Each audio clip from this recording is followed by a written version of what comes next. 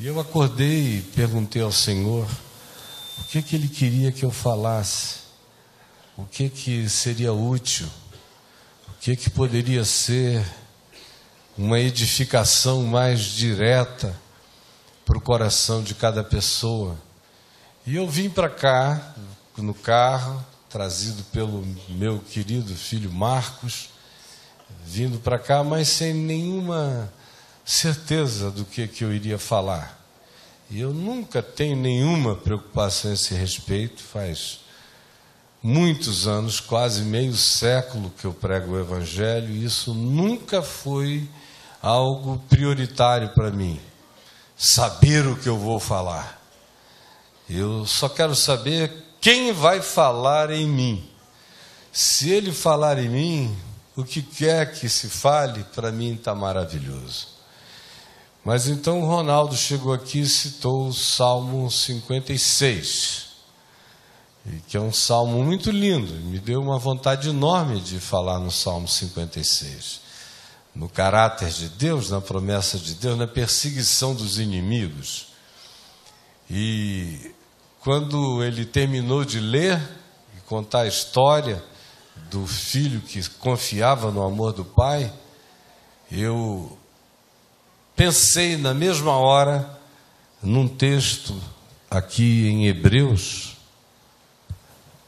Hebreus nos fala justamente disso que o Ronaldo acentuou nesta manhã, sobre uma coisa, um fenômeno, uma garantia, designada como ordem de Melquisedeque.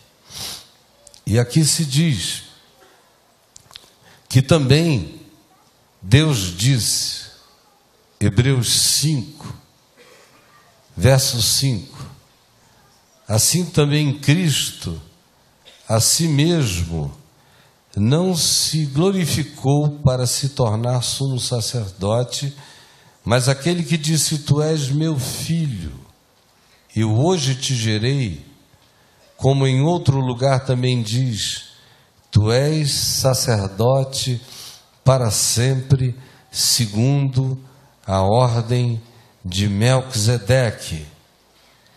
Esse que diz isso é aquele acerca de quem também se diz, aqui no capítulo 8 de Hebreus, que ele, com juramento, disse, o Senhor jurou e não se arrependerá, tu és sacerdote para sempre. Por isso mesmo Jesus se tem tornado fiador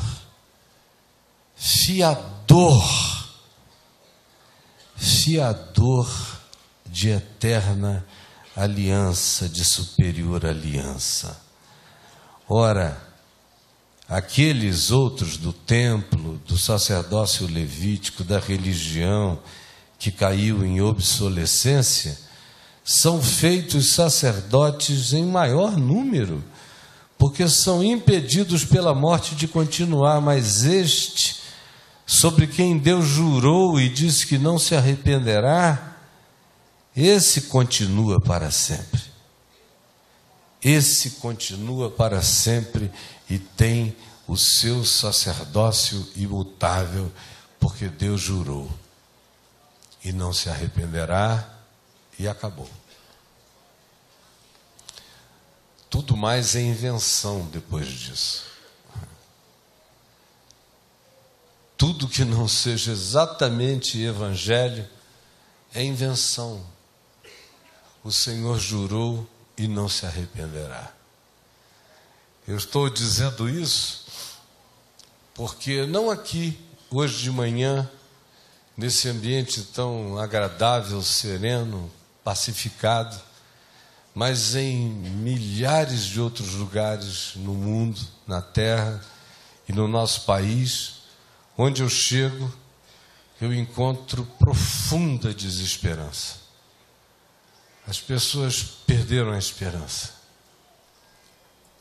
E todo mundo, especialmente as gerações que vieram depois da minha geração, os filhos e filhos dos filhos da gente já não olham mais para as coisas que, por exemplo, me atingiram na minha juventude, transformaram completamente a minha vida acerca do Evangelho e de Jesus.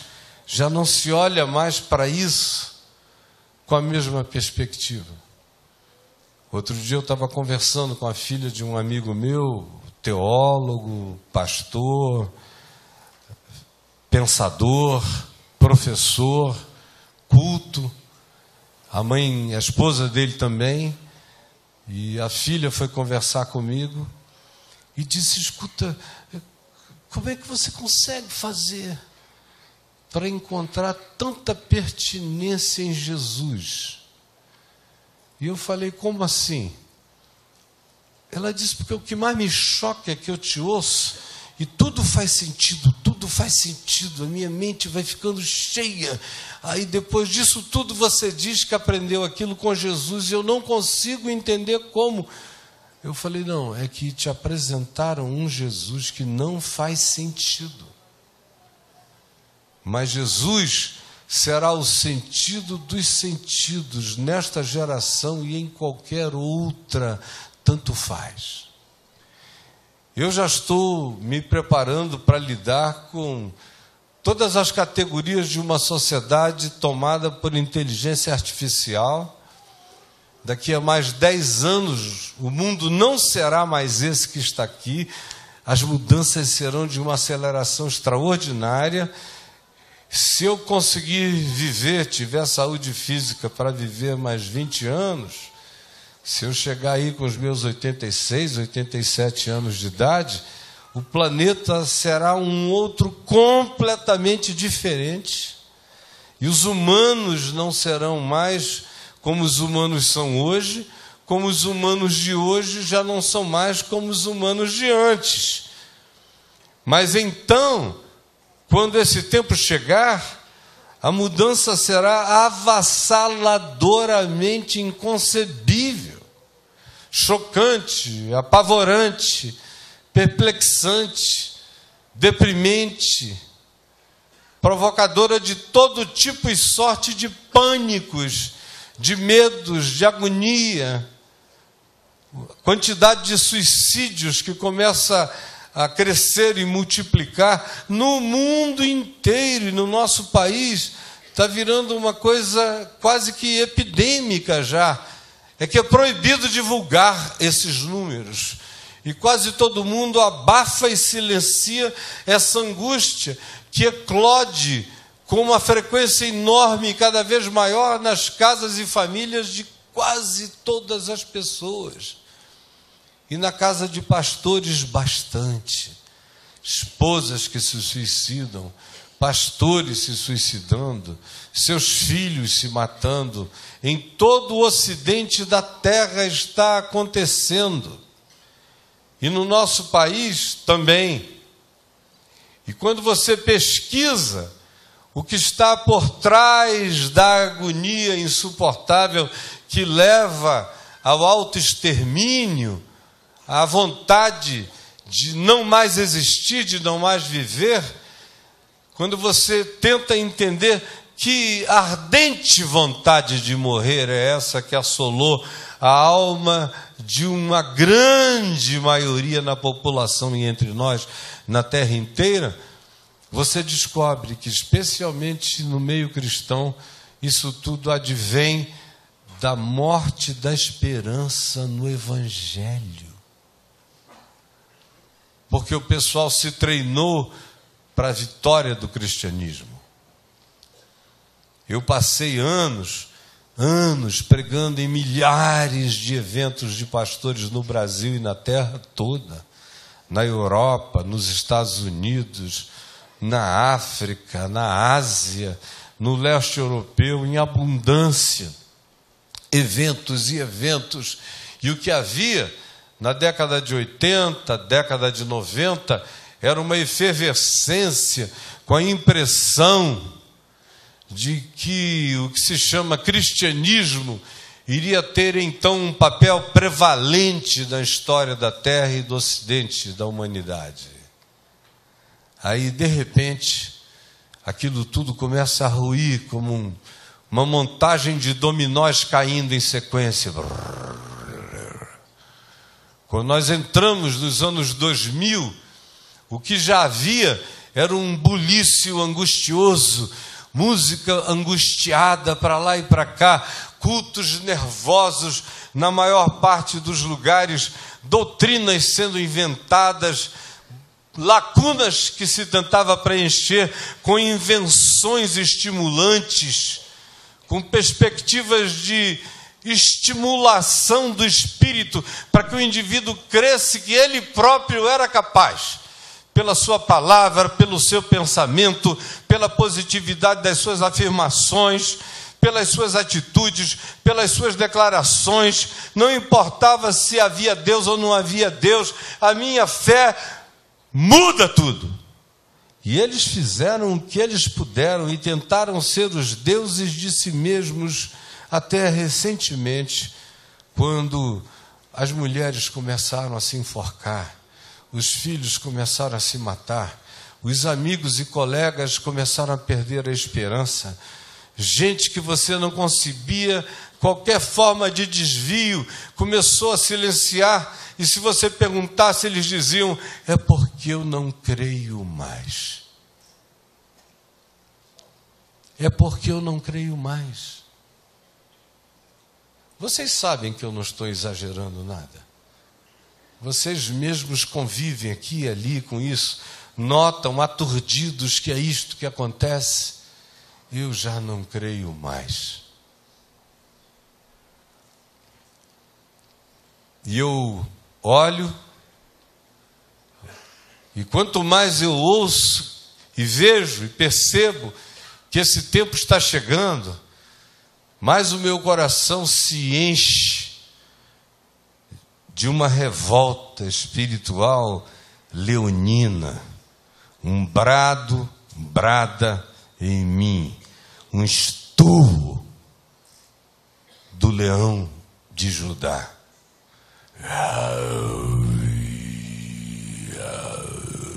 Da eternidade. Eu tenho ouvido cada vez mais dentro de mim o estouro eterno dessa voz incontrolável. Ouço a força desse desafio e o clamor das palavras originais. Eis que eu vos tenho dito que assim seria. Ódio, irmão contra irmão, nora contra sogra, sogra contra nora, ninguém se reconhece. Hostilidade de interpretações, inafetividade no coração. Líderes pastorais que se preocupam apenas com a sua própria carne, com o seu próprio bem-estar, com o seu próprio conforto, inafetivos, arrogantes, empedernidos, insolentes, inimigos do bem, amigos dos prazeres e apenas de si mesmos, proliferando, mercenários sem fim, e almas humanas carentes buscando encontrar solução, e são apenas descarnadas, despeladas, escalpeladas, chupadas até ao osso, e devolvidas à vida imprestáveis, já não sabem mais nem quem são, nem mesmo se reconhecem. Isso tudo feito em nome de um Jesus que ninguém quer que tenha ressuscitado, e já não precisamos mais que volte, porque se voltar, estraga o nosso reinado. E aí a esperança sucumbe, morre mesmo. Aí a gente se atola de Rivotril, de todo tipo de calmante. A gente tem que se acalmar no peito, na raça, em grandes quantidades, viver com o melhor da nossa mente no planeta, exercendo o melhor da nossa fé. Já é difícil, o nervosismo, o estresse de todos os dias já nos enfraquece. Imagina aqueles que não têm esperança mais nenhuma. O que fazem? Como vivem? A impressão que, por exemplo, você tem quando vive na Europa é que tudo isso que a gente fala aqui é passado, um passado longínquo, distante. Eles não podem nem conceber, nem imaginar a alegria de uma reunião dessa num domingo de manhã. Porque para eles tudo que havia era só um fenômeno, não mais do que um fenômeno histórico, com data marcada para acabar, embora tenha durado tanto tempo. Porque no coração deles nunca houve essa pancada de que o Senhor Deus jurou e não se arrependerá.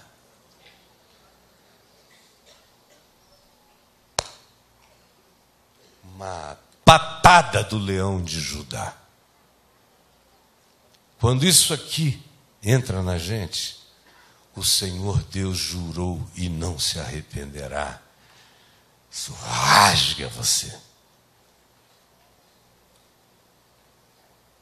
Eu fui rasgado, esfolado, arrebentado pela maravilha dessa destruição para a vida eterna que aconteceu em mim.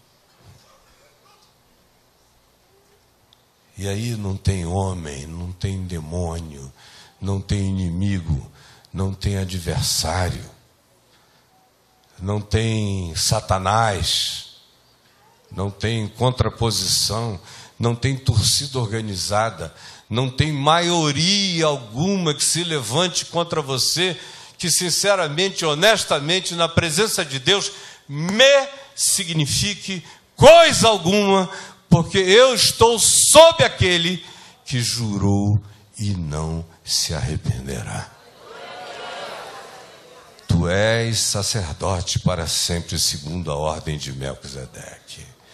Ele disse a Jesus, e em Jesus me disse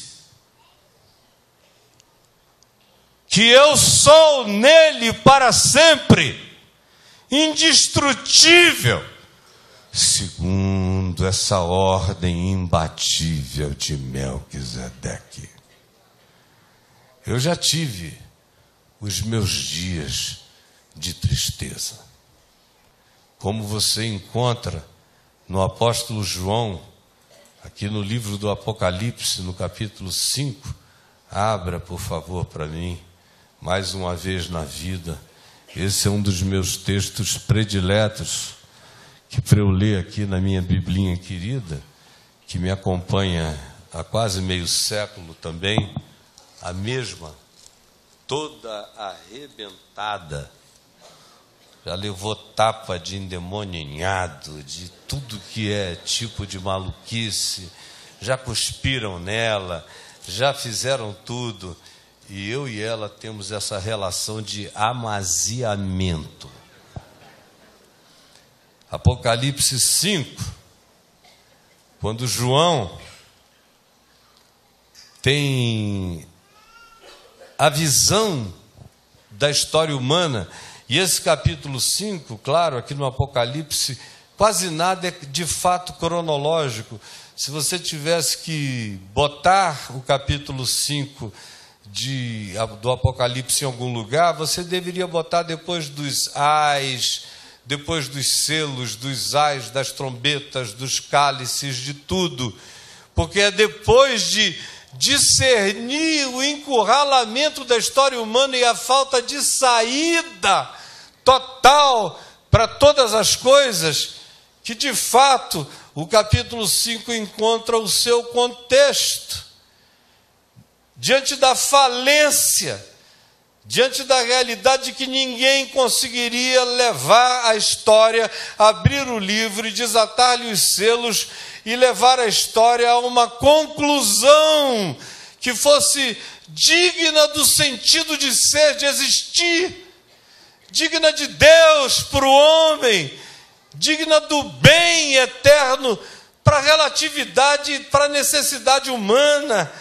Ninguém tinha condição de fazer isso, nem no céu, entre todas as criaturas do universo e dos multiversos, nenhuma dimensão, nenhuma criação, ninguém tinha o poder de enfrentar a ambivalência perversa dos humanos e todo o conjunto sindrômico de fenômenos que convergem para fazer do acontecimento humano um acontecimento complexíssimo. Se diz que nem no céu, nem na terra, entre os fenômenos políticos, sociais, econômicos, filosóficos ou de qualquer outra natureza, e nem debaixo da terra, ilustrando-se assim, qualquer poder desconhecido que emane de uma dimensão poderosa, porém escusa, em nenhuma área, em nenhuma perspectiva que seja, haveria alguém ou qualquer coisa que pudesse ser solução para o destino e para o significado da minha história, da sua história na humanidade. E João diz que quando ele ouviu isso, leia o texto aí, no capítulo 5, quando ele ouviu isso, ele chorava muito. E então eu chorava muito. Porque ver, olhar, compreender o encurralamento no qual a nossa espécie se colocou é absolutamente insuportável.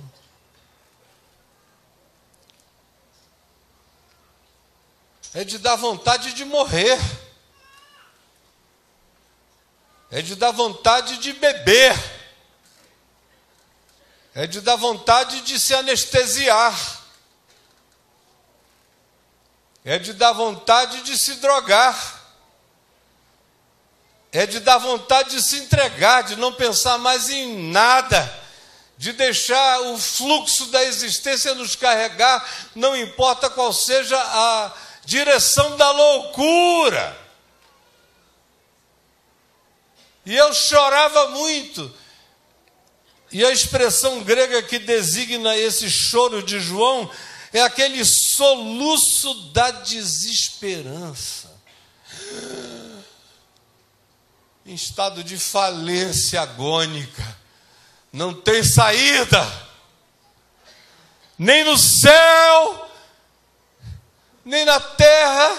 E ao dizer isso, ele estava dizendo que o imperador Domiciano do Império Romano não tinha a menor condição de se oferecer para ser sequer digno de estender a mão e tocar qualquer coisa da história. Não havia entre as potestades políticas, econômicas e sociais ninguém em nenhuma dimensão na terra que pudesse encaminhar.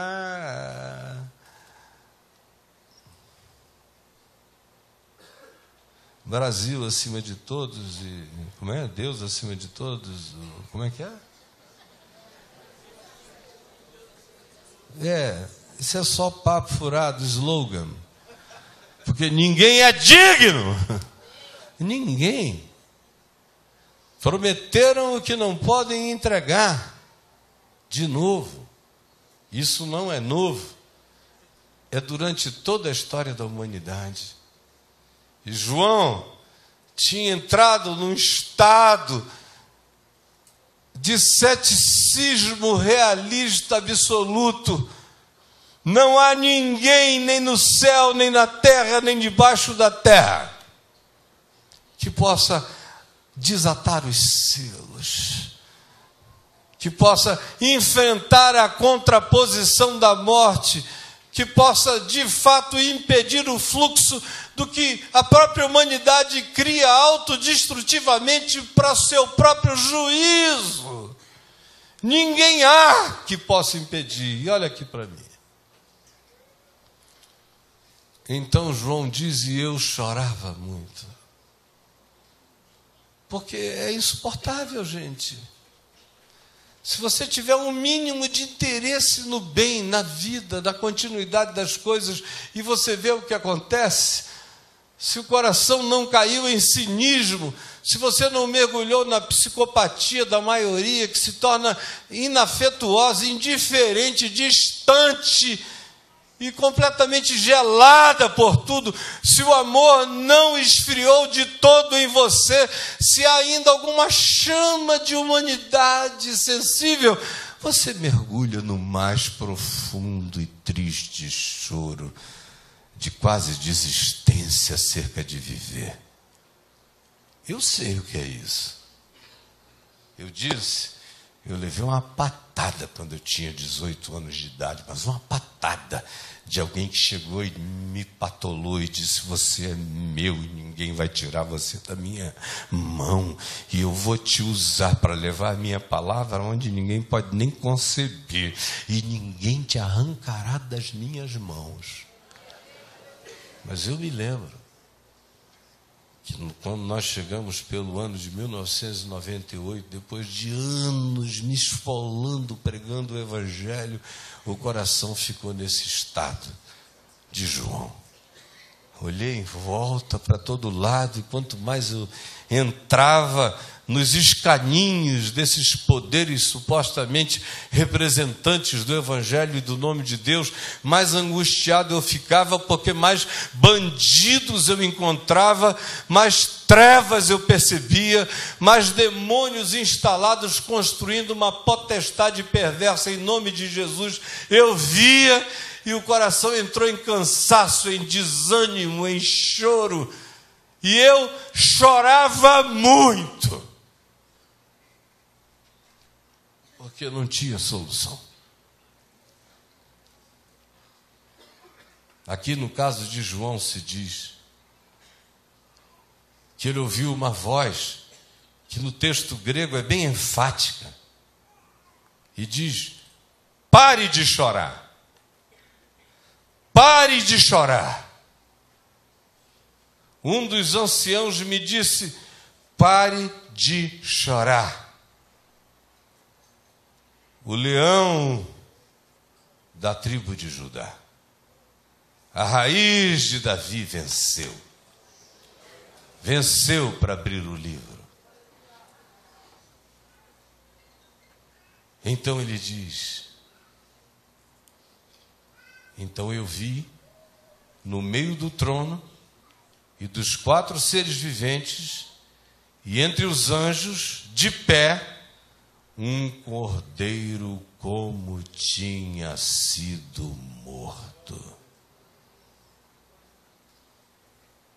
Aquele cerca de quem o Senhor disse, eu jurei e não me arrependerei. Está aqui ele, em pé, o cordeiro em pé no meio do trono. O cordeiro em pé no meio do trono. Eis que o Senhor jurou e não se arrependerá. Tu és sumo sacerdote para sempre.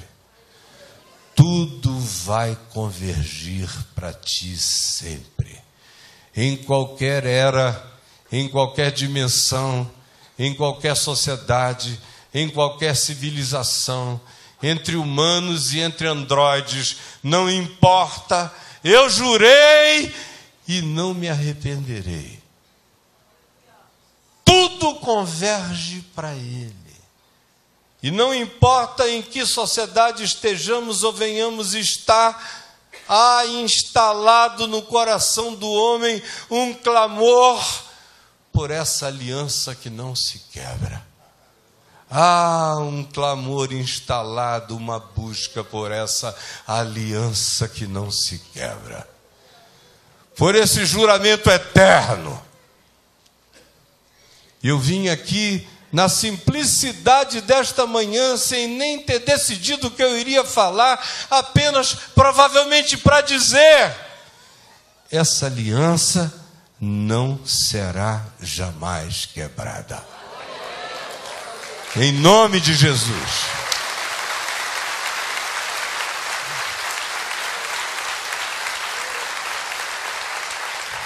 Não tenha medo. Não se arrependa. Nada vai mudar. Vocês podem vir daqui a 10 anos e estacionar os seus drones ali fora. Mas o Senhor jurou, e não se arrependerá, que o sacerdote será o mesmo. O leão da tribo de Judá, a raiz de Davi, o cordeiro em pé no meio do trono, acerca de quem o Senhor disse: não me arrependerei.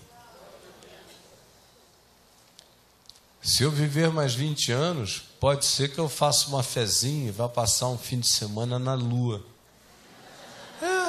$35 mil já está chegando agora a viagem privada. Daqui a mais 10 anos vai estar baratinha. Vai ser como pegar um voo de classe executiva para atravessar o Atlântico. Na velocidade que estão indo. Se eu estiver vivo, eu vou fazer uma fezinha. Vou até a Lua. Só para olhar para a terra. Estender a mão e dizer: o Senhor jurou e não se arrependerá. Passará a lua, o céu, a terra, porém a palavra do Evangelho, a palavra da vida, a palavra do amor, a palavra da aliança, a palavra do Novo Testamento no seu sangue, a palavra do Cordeiro, continuará eterna.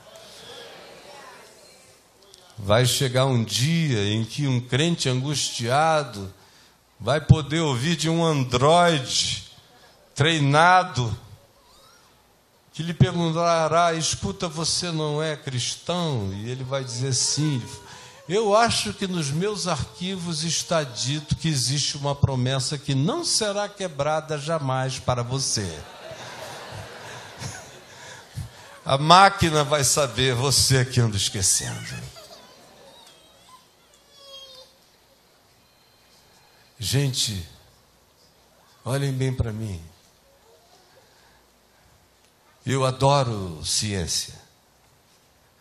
Agora mesmo eu estou lendo um livro sobre a viagem da neurociência, que começou há 3.600 anos atrás. E teve suas evoluções principais antes de chegarmos na nossa era, ainda nos dias dos gregos, com Galeno, Hipócrates, Tales de Mileto, uma quantidade enorme de cientistas experimentistas que tentavam ver como eram as coisas, até chegar nos nossos dias. Mas uma coisa extraordinária que você observa em qualquer que seja a viagem que você faça nesse sentido, é que todas essas viagens serpenteiam no meio daquelas coisas que a Escritura garante que são e não passarão. São e não passarão.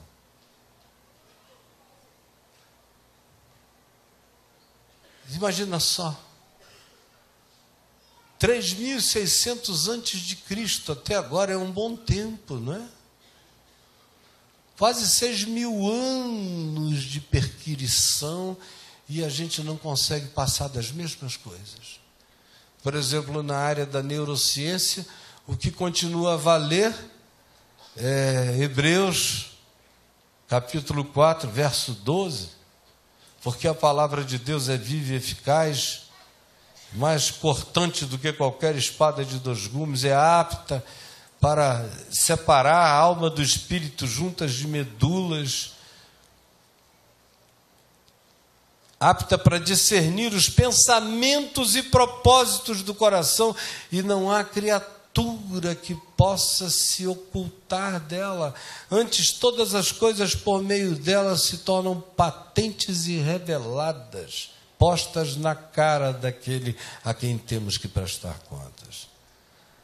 Aí você vê toda a viagem da neurociência é tentar separar a alma do espírito, as juntas das medulas. Vai, e sabe qual é a conclusão? Até o dia de hoje, ninguém conseguiu. Mas a palavra discerne. E eu, sem neurociência, sou tratado na minha alma, sou edificado no meu espírito. Consigo identificar problemas que começam em juntas ou medulas, na dimensão corpórea, atingem a psique, se somatizam, outras que são decorrência de escolhas e decisões espirituais perversas. E a palavra vem, sem dar nome a nada, pega a minha cara e vira para a luz. Como o texto de Hebreus diz, patentei a face. Que é o que acontecia numa arena romana, quando o gladiador vencia o vencido, pegava-lhe pelo cabelo e virava-lhe a face na direção do imperador, para que se sinalizasse qual era de fato o vaticínio, se era vida ou se era morte. Com a cara virada para a luz, ele usa essa imagem para dizer que a palavra que me pega, que me verga, que põe minha cara para o céu, que expõe quem eu sou, que me discerne, que me quebranta, que me atravessa e que me salva. Porque ele jurou e não se arrependerá. Pode ter certeza, não importa o que venha, você tem certeza. Tenha certeza de uma coisa, você crê no que fica. Não importa o que venha, você já é filho do que ficará para sempre. Por isso não tenha medo de nada. Você tem na sua vida alguém em quem você confia muito e que nunca te deu um calote, nunca te deixou para trás? Alguém aqui tem essa experiência? De alguém que nesses anos todos foi fiel a você? Você consegue levantar uma das suas mãos? Pouca gente, né? Muito pouca gente. Vocês vejam o nível de relação com a fidelidade. É muito difícil mesmo. Um dos dias mais comoventes da minha vida foi quando aquele filho amado meu, que está ali atrás, o Davi, me falou, há uns 10 anos atrás, dizendo: pai, eu sei que você é humano e relativo, mas a única pessoa que não me passou a perna na vida, além da minha mulher, foi você até o dia de hoje. Porque não é fácil, não. A gente ama, convive, anda por causa da misericórdia com muita gente que já nos passou a perna, mas não nos faz mal, não faz mal. A gente levanta e diz: arruma e vamos. No entanto, com Jesus, não há relatividade. Einstein, eu ia falando da ciência e da viagem inteira, como as coisas mudam. São verdades até um determinado tempo, onde aquela verdade continua sendo verdade para aquela dimensão, mas em relação àquela outra ela é menor. Alguém desenvolve algo que expande, e a ciência cresce de pontos que ficam e que são pequenos fundamentos para expansões enormes que se desenvolvem. Mas tudo passa. No entanto, os teus tataranetos poderão estar numa base espacial entre a Terra e Marte, mas se ajoelharão numa base dessas, em agonia de alma, e ouvirão de novo a voz eterna retumbando por toda a eternidade, dizendo: o Senhor jurou e não se arrependerá. Jesus é o teu sacerdote para sempre, segundo a ordem de Melquisedeque.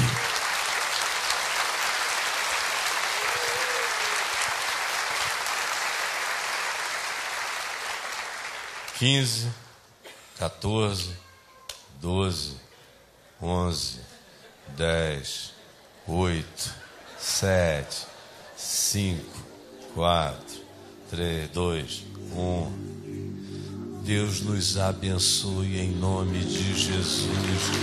Que a palavra desse dia ecoe para sempre, em nome do Senhor Jesus. Aleluia, aleluia, aleluia. Vamos ficar em pé com toda alegria, louvor no coração, com toda a força do ser, exaltando esse nome que não muda, essa graça que não murcha, essa aliança que não retrocede, essa certeza que só cresce, pois passará o céu e a terra, mas esta palavra